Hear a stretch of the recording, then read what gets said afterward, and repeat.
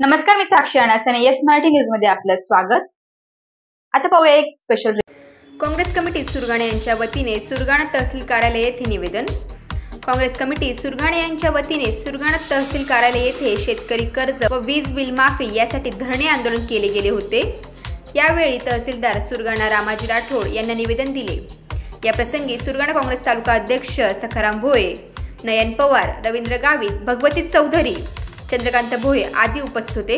देशात कोणीही उपाशीपोटी झोपू नये, प्रत्येकाला अन्न मिळावे यासाठी अन्न, पाऊस, थंडी, वादळी वारा यांचा विचार न थकता शेतकरी रात्रंदिवस शेतात काबाड कष्ट करून अन्नधान्य पिकवतो. भारतीय समाज व्यवस्थेतील शेतकरी हा अत्यंत महत्त्वाचा घटक आहे. शेतकरी शेती करणे थांबवल्यास सर्व जनजीवन उद्ध्वस्त होईल.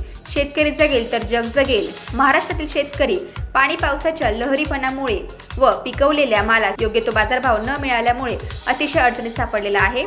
त्यामुळे त्याने शेतीसाठी घेतलेले कर्ज हे फेडू शकत नाही. या जगाच्या पोशिंद्यावरच उपासमारीची वेळ आलेली आहे. त्यामुळे तो कर्ज व थकलेले वीज बिल ही भरू शकत नाही.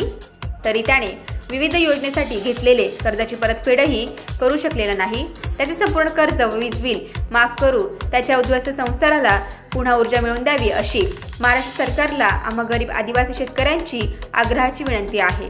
येस मराठीसाठी लक्ष्मण बागुल, बोरगाव. अशाच प्रकारच्या ताज्या घडामोडींसाठी yes Marathi news YouTube channel share करा, सबस्क्राईब करा, लाईक करा आणि पाहत राहा येस मराठी न्यूज.